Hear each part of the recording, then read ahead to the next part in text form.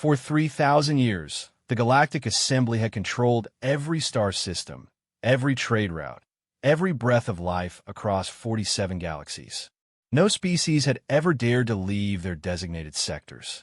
No civilization had ever rejected the Assembly's generous protection, until humanity did the impossible.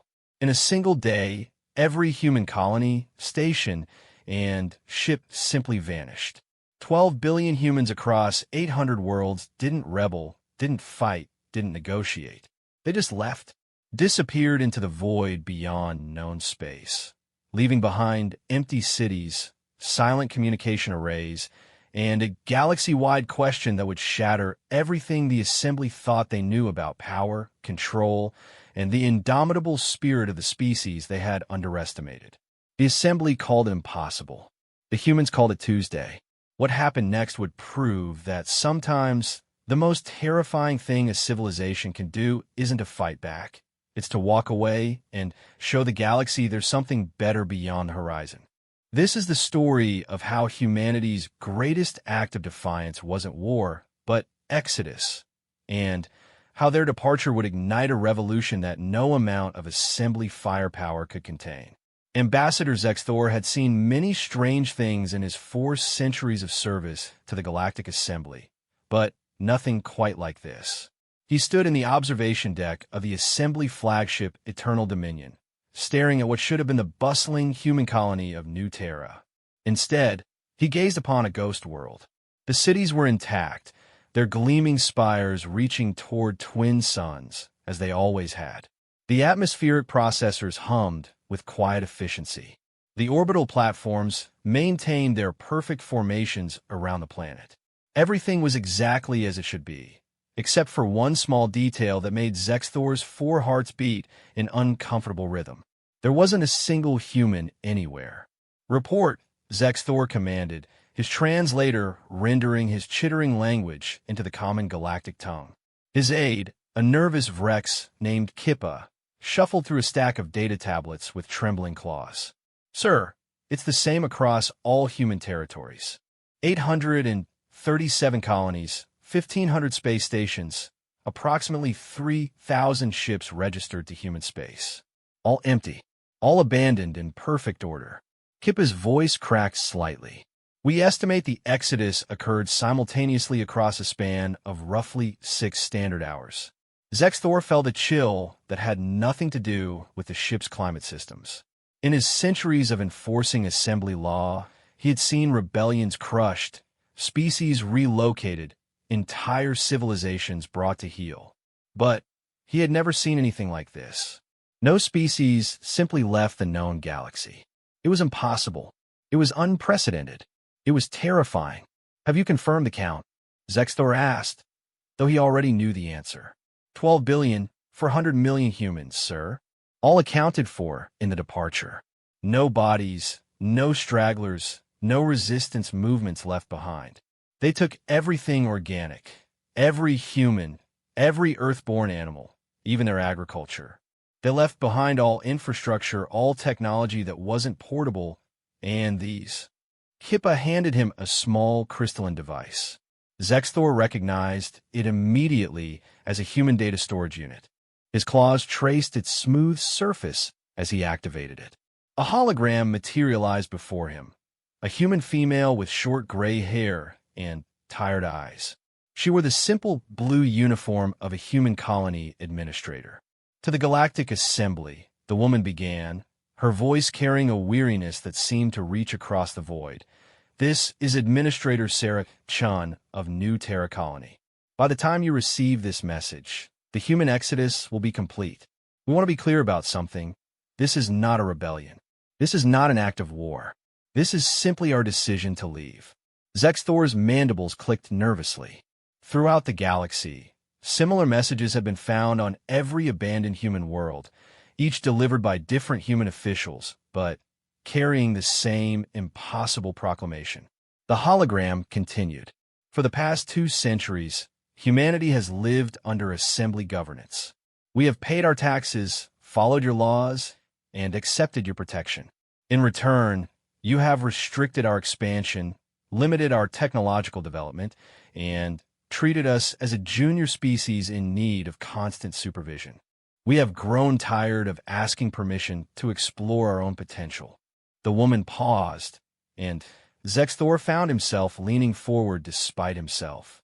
There was something in her expression that reminded him of his own grandmother telling stories of the old wars, a mixture of sadness and absolute resolve. The Assembly operates under the assumption that all species need your guidance and protection. You believe that without your oversight, the galaxy would fall into chaos. Perhaps that's true for some. It is not true for humanity. We have found something you haven't offered us in 200 years, freedom to choose our own path.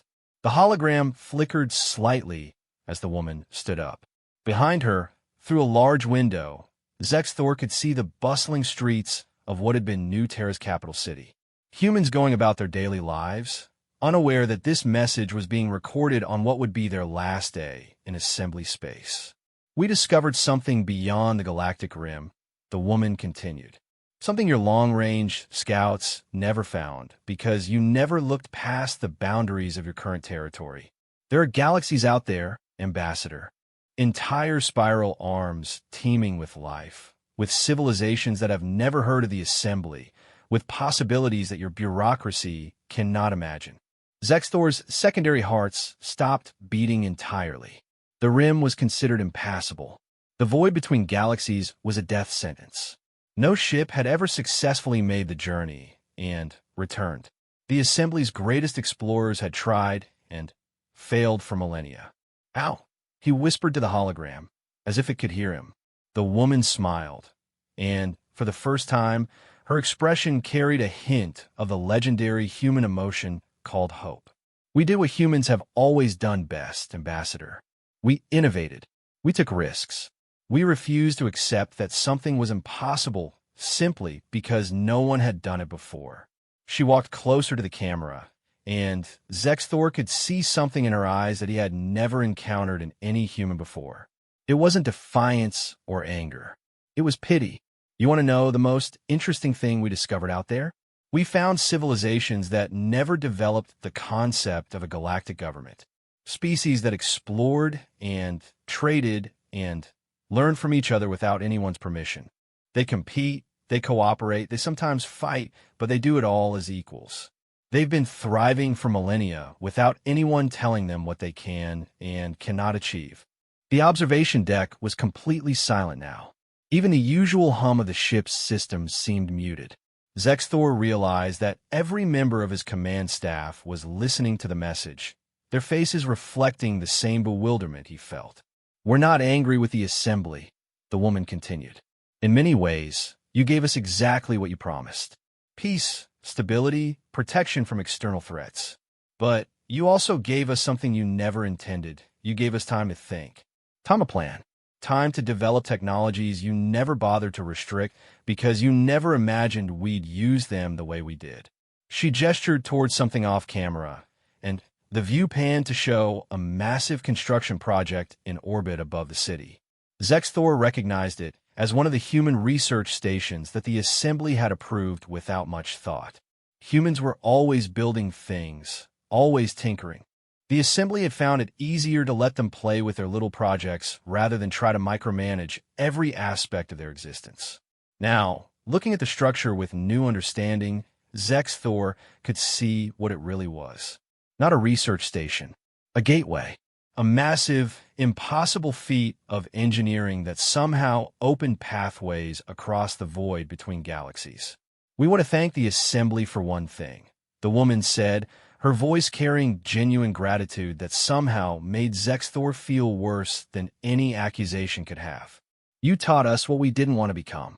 You showed us what happens when fear of chaos becomes more important than freedom to grow. You've demonstrated why some prices are too high to pay, even for safety." The message was nearing its end. Zexthor could tell from the way the woman's posture changed, becoming more formal, more final. Humanity withdraws from Assembly space effective immediately. We renounce all claims to worlds, stations, and territories under Assembly jurisdiction. We release the assembly from any obligation to protect or govern human space. In return, we ask only that you leave our abandoned territories in peace. Perhaps someday, other species might want to follow our example. They should find the doorway still open. The woman stepped back, and for a moment, the camera captured the scope of the window behind her. The city below was already beginning to empty. Ships were rising from landing platforms, heading toward the orbital gateway. The evacuation was already underway. This is not goodbye, Ambassador. This is simply humans doing what we've always done. We're going somewhere new, somewhere we can be what we choose to be rather than what someone else decides we should become. The galaxy is vast, but it's not the only galaxy. We've learned that there's always another horizon. The hologram winked out, leaving Zex Thor staring at empty space. For a long moment, no one spoke. Finally, Kippa cleared his throat nervously. Sir, should we pursue them? The fleet could be mobilized within days. If they're using some kind of experimental technology.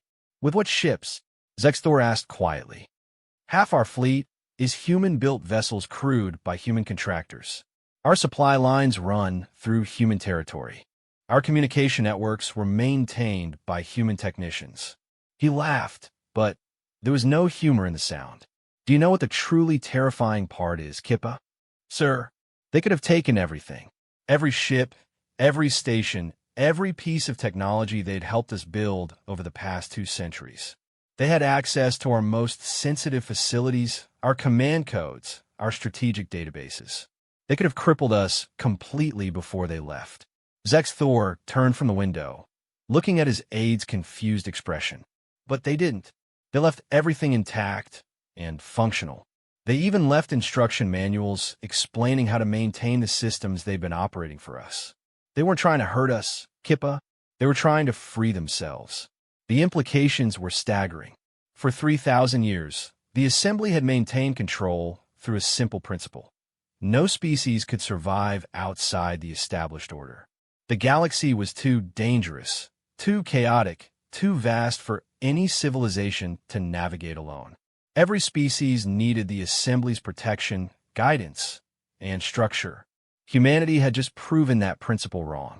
Worse, they had done it without firing a shot, without making demands, without even asking for negotiations.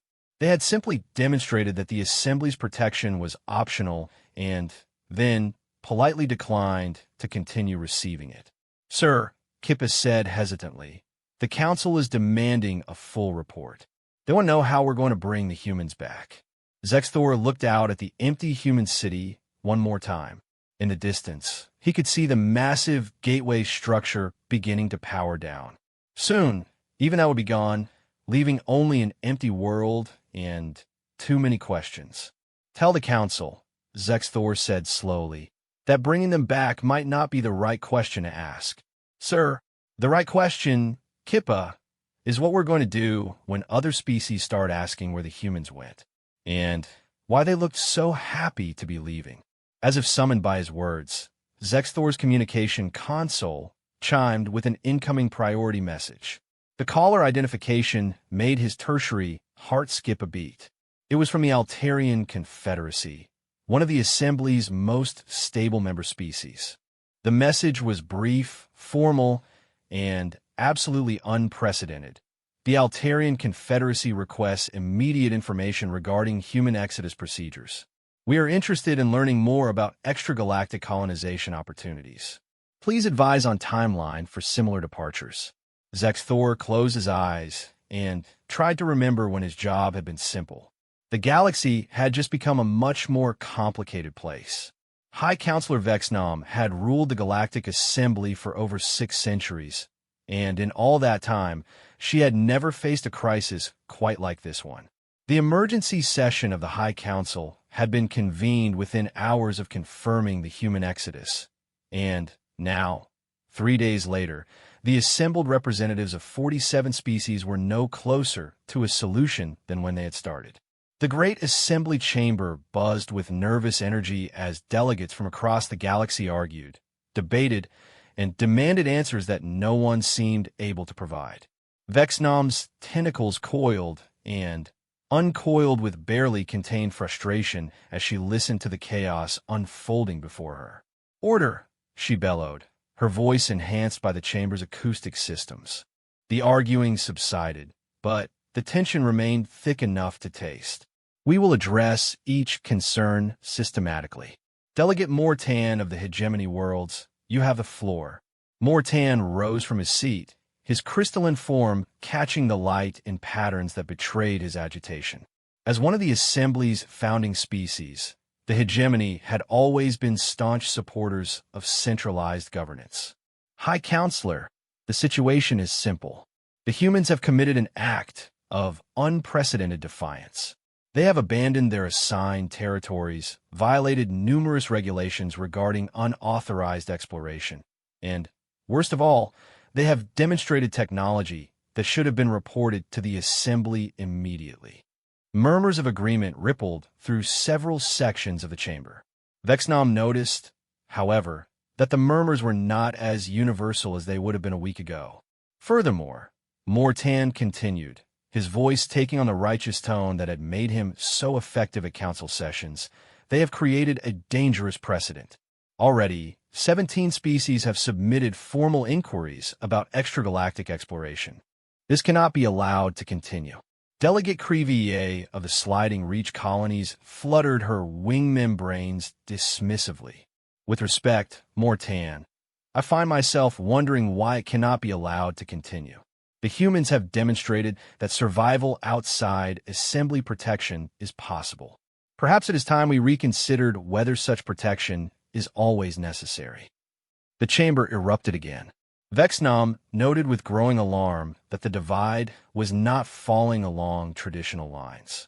Species that had historically supported Assembly authority were beginning to ask uncomfortable questions, while some unexpected voices were defending the current order. Delegate Crevier raises an interesting point, came a new voice. Vexnom's attention snapped to the speaker, Zindar of the Mechanist Collective, a species so devoted to logic and order that they had never questioned Assembly decisions in their 300-year membership. "Our preliminary analysis suggests that the humans' departure has had minimal impact on galactic stability. Trade routes remain functional, there have been no security incidents, and the infrastructure they left behind continues to operate normally." "That's exactly the problem." Mortan shot back. "They've proven that Assembly governance is not necessary for survival. Do you understand what that means for our authority? For the entire structure of galactic civilization?"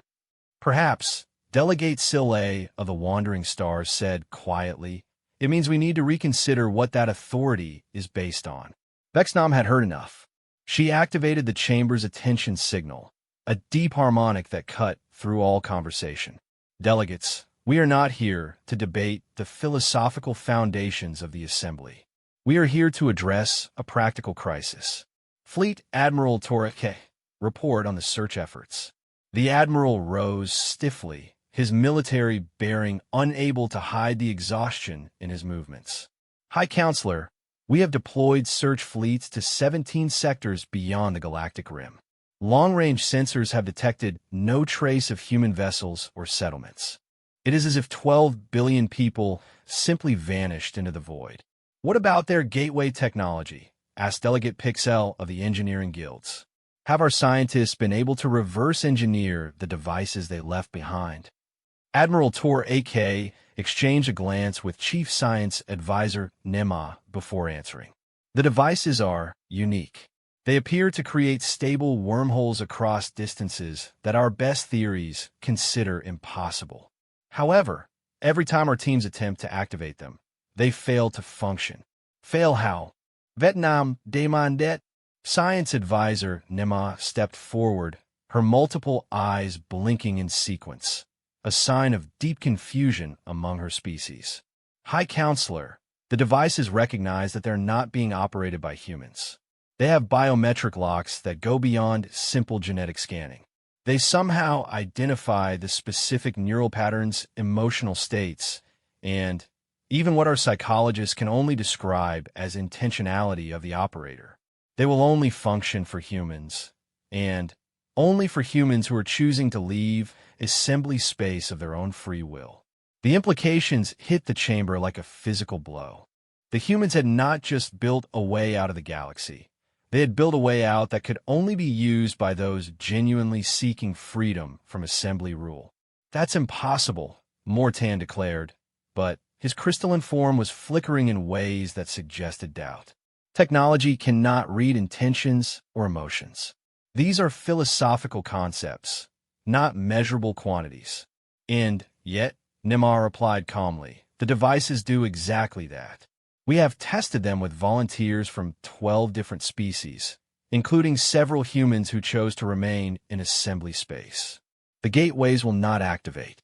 They appear to require not just human biology, but human determination to leave our governance behind. The chamber fell silent. Vexnam could practically hear the mental calculations occurring throughout the assembly as delegates realized what this meant. The humans had not just found a way to leave. They had found a way to leave that made it impossible for the assembly to follow them or force them to return. There's more, Admiral Tur said reluctantly. The gateways are not the only technology the humans developed in secret.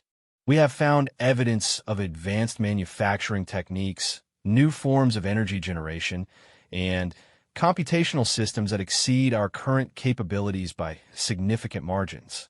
The humans were not just planning to leave counselors. They were preparing to thrive independently. Delegate Yilmos of the Traitor clans leaned forward in his hovering seat. Admiral, are you telling us that humanity developed superior technology while under our supervision, and we never noticed? It appears that way, yes.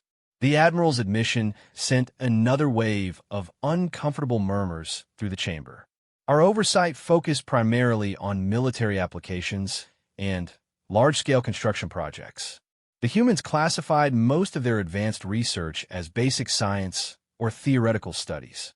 Our inspectors saw laboratories full of humans staring at equations and assumed they were pursuing academic curiosity rather than practical applications. Vexnam felt a headache building behind her primary eyes. The humans had essentially hidden their technological revolution in plain sight by disguising it as the kind of abstract thinking that most species considered irrelevant to practical concerns. It was brilliantly simple and utterly humiliating. This raises another concern, said Delegate Waron of the Pacifist Coalition, her gentle voice somehow more alarming than the angry shouts that had filled the chamber earlier. If the humans could develop such advanced technology without our knowledge, what does that say about our ability to monitor other species? How do we know that others are not pursuing similar projects? The question hung in the air like a toxic cloud. For 3 millennia, the Assembly had maintained order through superior technology and information control. The idea that member species could develop advanced capabilities without detection undermined the entire foundation of their authority. We increase surveillance, Mortan said immediately. We implement new monitoring protocols, require regular technology audits, and restrict research that could lead to similar developments. And how? Delegate Crevier asked pointedly. Do you propose to enforce such restrictions? The humans complied with every inspection, followed every protocol, and submitted all required reports. They did not break our laws, Mortan. They simply found ways to work within them that we never anticipated. Then we changed the laws. To what end?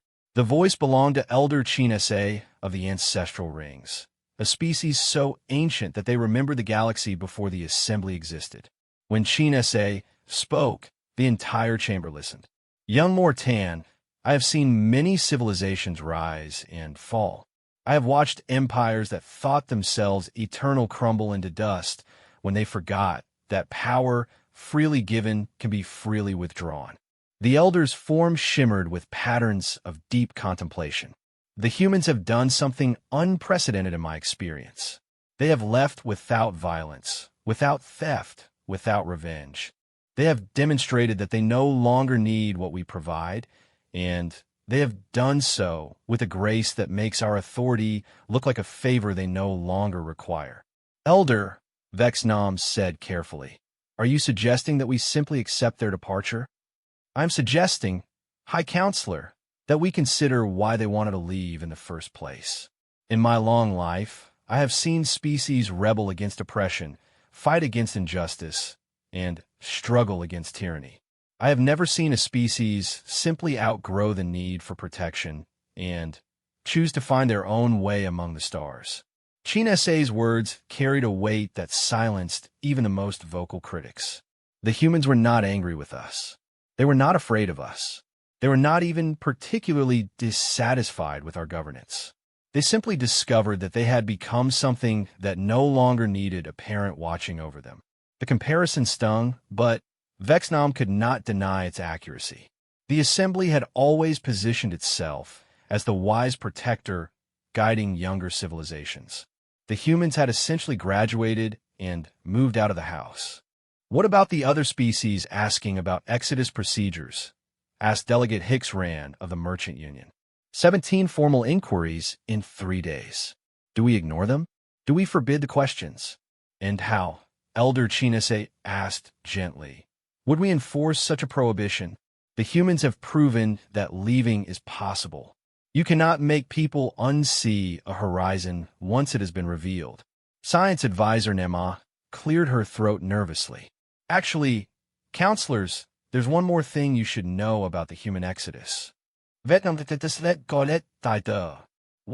They left us detailed technical specifications for their gateway technology. Complete blueprints, manufacturing instructions, even training materials for operation and maintenance. They want other species to be able to follow them if they choose to. The chamber exploded in chaos once again, but this time Vexnom barely heard the shouting. The humans had not just left the galaxy. They had left the door open behind them. In her 6 centuries of rule, she had faced rebellions, invasions, natural disasters, and political crises that had threatened the stability of the known galaxy. She had always found solutions because the problems had always been within the established paradigm of galactic civilization. This was different. The humans had not attacked the paradigm. They had simply stepped outside it and demonstrated that it was optional. For the first time in her long career, High Counselor Vexnom found herself wondering if the problem was not how to bring the humans back, but how to convince the rest of the galaxy that they should stay. Dr. Lyra Veltash had spent her entire career studying human behavior for the Assembly's Department of Xenological Affairs, and she thought she understood them better than most. She had lived among them for decades, observed their customs, learned their languages, and written extensively about their psychological patterns. Now, standing in the abandoned human research facility on Kepler Station, she realized she had understood nothing at all. The facility was pristine, as if the researchers had simply stepped out for lunch and planned to return shortly. Coffee cups sat half-empty on desks. Holographic displays showed paused experiments, and personal photos of human families smiled from workstation displays. But what made Lyra's skin crawl was not what the humans had left behind. It was what they had taken the time to prepare for her. On every desk, carefully placed where she would find them, were detailed research notes written in her native language. The humans had known she would be the one sent to investigate their abandoned work, and they had left her a treasure trove of information that made her question everything she thought she knew about their species. Personal log entry, day 847 of the Exodus Project, she read from the first note she picked up. Dr. Sarah Chun, Xenopsychology Division. Today we reached a breakthrough in understanding why the Assembly fears independent exploration. It's not about safety or stability. It's about the terrifying possibility that their subjects might discover they don't need protection anymore. Lyra moved to another desk, where she found a detailed analysis of Assembly psychology written by human researchers who had been studying their observers as much as they were being studied themselves. The insight was uncomfortable in its accuracy. The Assembly operates on a parent-child model of governance, she read aloud to her recording device. They believe that younger civilizations require guidance and protection from a wiser, more experienced authority. This model works, well, when the child actually needs protection. It becomes problematic when the child grows up, but the parent cannot accept that the relationship has changed. Another note, this one sign by Dr. James Park went further. We have identified the core contradiction in assembly philosophy. They claim to want their member species to thrive and develop, but they have structured their entire system around the assumption that such development will never progress beyond the need for supervision. They have created a form of governance that depends on keeping their subjects dependent. Lyra felt a chill that had nothing to do with the station's climate control. The humans had been analyzing the assembly with the same scientific rigor that assembly scientists use to study them. Worse, their analysis was devastatingly accurate. She moved deeper into the facility, finding more notes, more insights, more evidence that humanity had been planning their exodus for far longer than anyone had suspected. In what appeared to be a conference room, she found a large holographic display, still active, showing what looked like a timeline spanning several centuries. "Computer, activate historical display," she commanded. The system responded in flawless assembly standard. Historical analysis of human assembly relations, prepared by the Human Independence Research Collective. Please note that all data has been cross-referenced with assembly public records and verified for accuracy. The timeline began 300 years ago, shortly after humanity's first contact with assembly forces. Lyra watched as the display showed the early years of human membership, the grateful acceptance of protection, the eager adoption of assembly technology, the rapid expansion under assembly guidance. It looked like a textbook example of successful integration. But then, the timeline began highlighting smaller events that Lyra had never considered significant. Human requests for expanded exploration rights that were politely denied.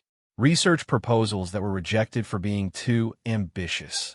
Trade agreements that always seemed to favor other species. Diplomatic posts that humans were deemed not quite ready for. Computer, explain the significance of these highlighted events.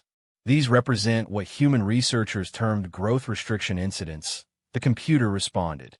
Instances where human development was constrained not for safety reasons, but to maintain the dependency relationship with the assembly. Analysis suggests that these restrictions became increasingly frequent as human capabilities approached assembly baseline standards.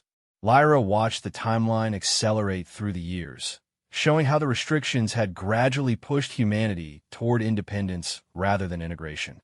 Every denied request, every rejected proposal, every instance of being treated as junior partners had contributed to a growing realization that their relationship with the assembly was not evolving as they had hoped. Display current status of human technological development, she said, though part of her already dreaded the answer. The hologram shifted to show comparative charts that made Lyra's heart sink. In every major category, energy generation, materials science, computational systems, even theoretical physics, humanity had achieved parity with or exceeded assembly standards.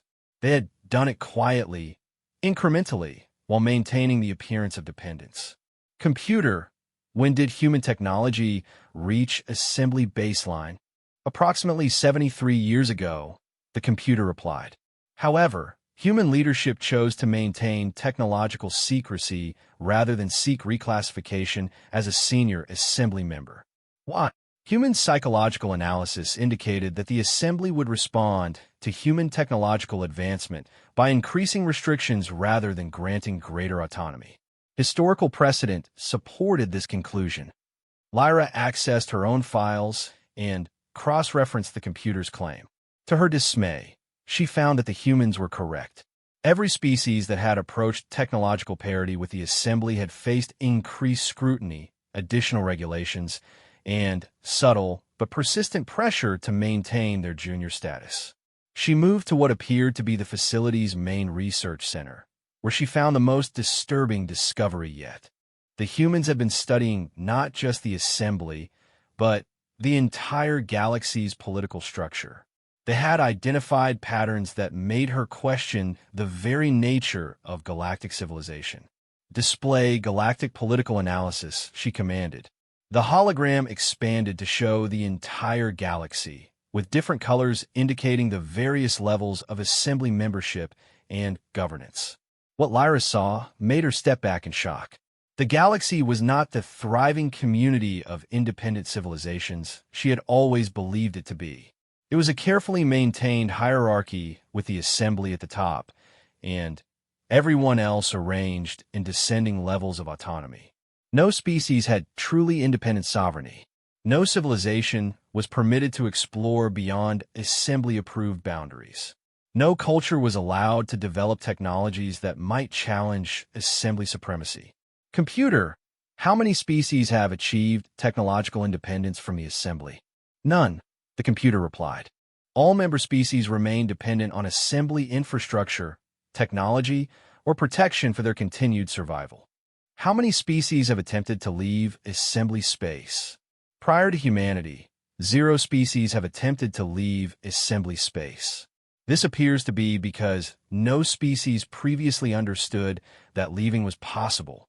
Lyra sank into a nearby chair, overwhelmed by the implications. The assembly had not created a galactic community. They had created a dependency network that ensured no member could survive without their continued support. Humanity had been the first species to recognize this structure and develop the capabilities to escape it. She accessed another set of files, these labeled post-Exodus projections.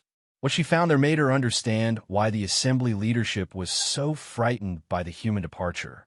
The humans had modeled the likely effects of their exodus on galactic stability. Their projections showed that once other species realized independence was possible, the assembly would face a cascade of departure requests, not from rebellious or dissatisfied species, but from civilizations that had simply outgrown the need for protection. Computer, display probability analysis for follow-up exoduses. The hologram showed a timeline extending into the future, with probability curves for various species leaving assembly space. The numbers were staggering. Within a century, the models predicted that over 60% of current assembly members would either leave or demand fundamental changes to their relationship with the central government. Display underlying assumptions for these projections. Primary assumption. Once a viable alternative to assembly membership is demonstrated, species will evaluate their relationship with the assembly based on cost-benefit analysis rather than tradition or fear. Secondary assumption. Species that have achieved technological maturity will prefer autonomy to protection. Tertiary assumption.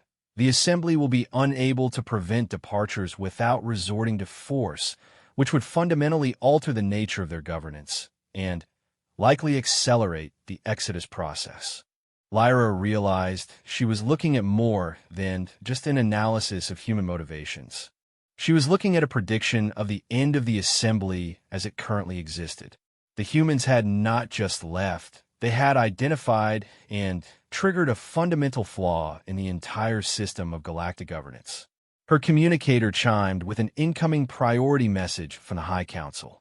She opened it to find exactly what the human models had predicted. Dr. Veltash, urgent update required. As of today, 47 species have submitted formal requests for information about extragalactic exploration. The Altarian Confederacy has announced their intention to follow human exodus procedures within 6 months. The engineering guilds are demanding access to human gateway technology. The Pacifist Coalition is questioning whether assembly protection is still necessary given the absence of external threats. Please expedite your analysis and recommend immediate action to prevent further departures. Lyra looked around the empty human facility with its carefully prepared notes and devastatingly accurate predictions. The humans had known exactly what would happen when they left.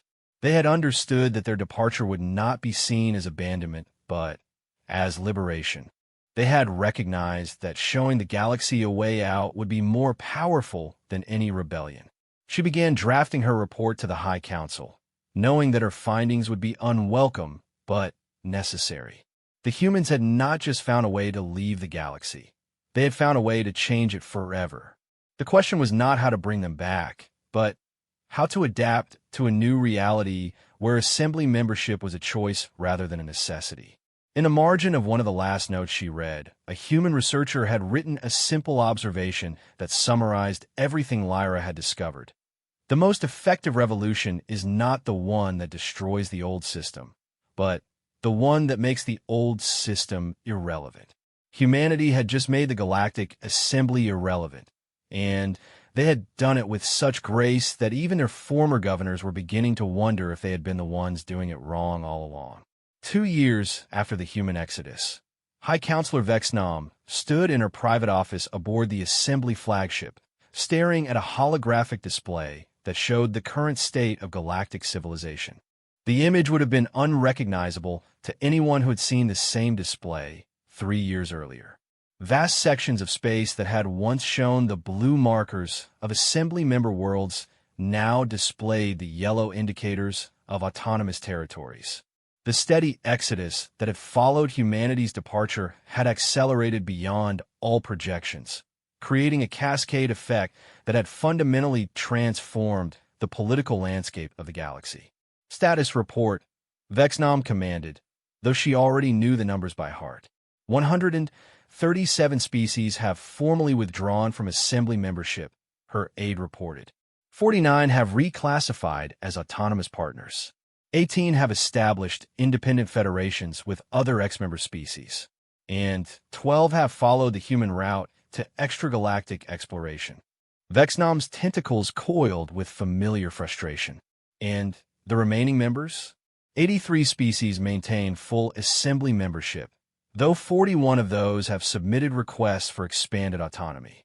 The core Assembly worlds remain stable, but our sphere of direct governance has contracted by approximately 70% over the past 24 months. The numbers were staggering, but what bothered Vexnom more than the statistics was how wrong the predictions had been. The Assembly's most sophisticated political models had suggested that mass departures would lead to chaos, conflict, and eventual collapse of galactic civilization. Instead, the galaxy was experiencing an unprecedented period of innovation and cooperation. "Show me the interspecies conflict assessment," Vexnom said, hoping for at least one piece of evidence that the Assembly's warnings had been correct.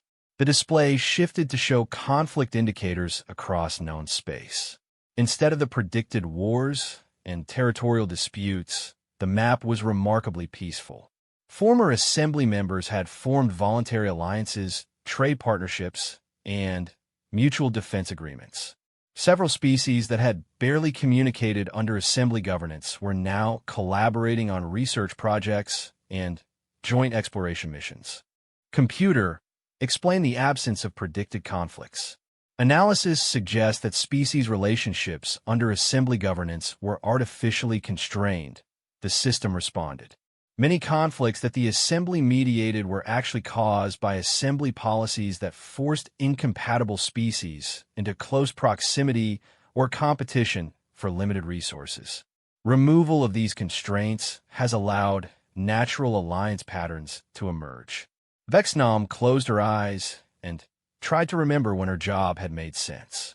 The Assembly had justified its existence for millennia by preventing the chaos that would surely result if species were left to govern themselves. The current data suggested that the chaos had been more likely under Assembly rule than without it. Her communication console chimed with an incoming message. The sender identification made her tentacles straighten in surprise. It was from Dr. Sarah Chun, the human administrator who had delivered the original Exodus message. After 2 years of silence, humanity was making contact again. Vexnom activated the message, and the familiar face of the human woman appeared in her office. Dr. Chun looked older, more weathered, but there was something in her expression that Vexnom had never seen before. She looked like someone who had found what she was looking for. "High Counselor Vexnom," Dr. Chun began, her voice carrying across the void between galaxies, "I hope this message finds you well. I am contacting you from New Terra, humanity's first permanent settlement in the Andromeda Galaxy." The background behind Dr. Chun showed a city unlike anything Vexnom had ever seen. The architecture was recognizably human, but enhanced with technologies that seemed decades ahead of anything in assembly space. More importantly, she could see non-human figures moving through the streets behind the administrator. I know you must have questions about our departure and its effects on galactic civilization, Dr. Chun continued. I want to address some of those questions and extend an invitation that I believe could benefit everyone. Dr. Chin gestured toward the window behind her, and the view panned out to show a vast metropolis spreading across rolling hills under an alien sky. Humanity has not been alone in our extragalactic journey. We have encountered 17 different civilizations in Andromeda, none of which had ever heard of the assembly. What we found here challenged our assumptions about governance, cooperation, and the possibilities for interspecies civilization. The view shifted to show what appeared to be a massive space station orbiting the planet. The structure was clearly built by multiple species working together, incorporating design elements that Vexnom recognized as belonging to at least 6 different architectural traditions. The civilizations here operate on what they call the consensus model, Dr. Chen explained. No single authority governs multiple species. Instead, each civilization maintains complete autonomy while participating in voluntary networks for trade, research, defense, and exploration. They have been using this model for over 5,000 years. Vexnom felt a strange mixture of fascination and dread. If Dr. Chan was telling the truth, then humanity had discovered evidence that successful galactic civilization was not only possible without centralized authority, it was the norm beyond assembly space. More importantly, Dr. Chun continued, they have developed technologies that make resource scarcity virtually obsolete. Energy generation, materials production, even habitable space can be created rather than competed for. When scarcity is eliminated, the need for regulatory authority decreases dramatically. The implications were staggering. The assembly had based its entire governance model on the assumption that species would inevitably conflict over limited resources. If resources could be made unlimited, then the foundation of assembly authority simply ceased to exist. We are extending an invitation to any species that wishes to join us, Dr. Chen said, and Vexnom's hearts began beating faster, not as subjects or protectorates, but as equal partners in building something new. The gateway technology is available to any civilization that genuinely seeks independence and cooperation rather than dominance.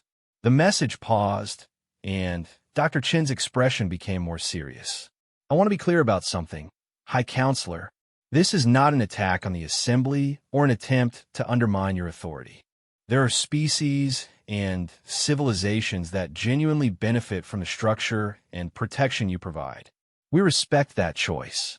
Dr. Chun leaned forward slightly, and her voice took on a tone that Vexnom recognized as uniquely human. The mixture of determination and hope that had made their species so unpredictable. But there are also species that have outgrown the need for protection and are ready to explore their full potential. Those species should have the choice to do so. The message continued for several more minutes, providing details about the extragalactic civilizations, the technologies they had developed, and the opportunities available to species willing to make the journey.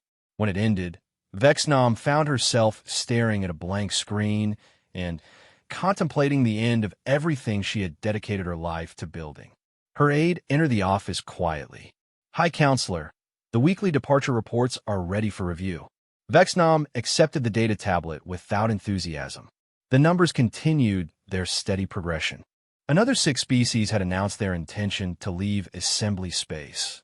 3 more had established autonomous territories, and 2 had successfully activated human gateway technology for extragalactic exploration.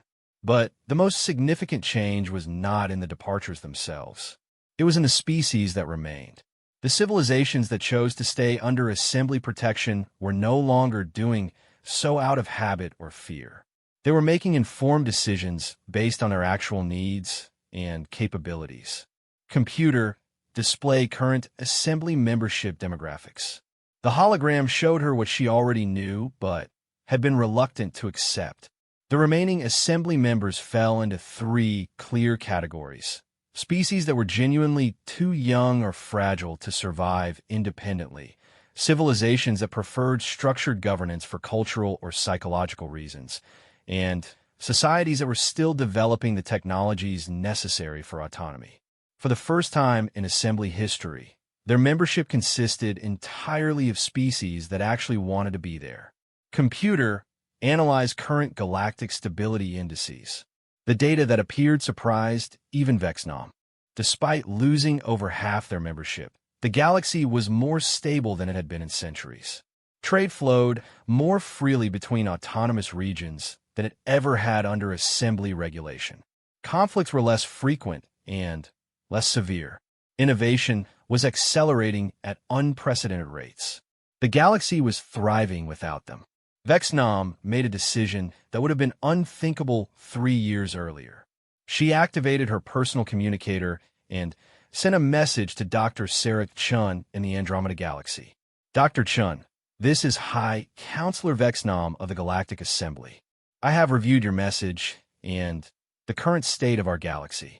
I believe it is time for our organizations to have a more comprehensive discussion about the future of intergalactic civilization. I would like to propose a diplomatic mission to your new territories. She paused, then added something that felt both terrifying and liberating to say out loud. Perhaps it is time for the Assembly to learn what we can from your model rather than trying to force our model on others. After sending the message, Vexnom returned to her window overlooking the galaxy. The view was the same as always, countless stars scattered across the infinite darkness of space. But now she saw it differently. Instead of territories to be governed and protected, she saw opportunities to be explored and potential to be realized. The humans had not destroyed the Galactic Assembly. They had simply shown the galaxy that there were other ways to exist among the stars. Some species would always need guidance and protection. Others were ready to become teachers and explorers themselves. For the first time in her 6 centuries of rule, High Counselor Vexnom found herself looking forward to learning something new. The galaxy had become a more interesting place. 6 months later, when the first Assembly diplomatic mission launched toward the Andromeda Galaxy using modified human gateway technology, the departure was covered by news services across 47 species.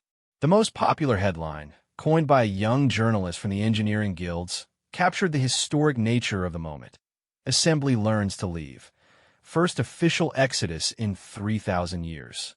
High Counselor Vexnom smiled when she read it. Sometimes, she reflected, following was more important than leading. And sometimes, admitting you had been wrong was the first step toward becoming right. The humans had taught them that wisdom was not about having all the answers. It was about being brave enough to seek new questions. As her ship disappeared into the swirling energy of the gateway, carrying her toward a galaxy full of possibilities she had never imagined, Vexnom realized that the Assembly's greatest achievement might not be what they had built in their own galaxy, but what they were about to learn in someone else's.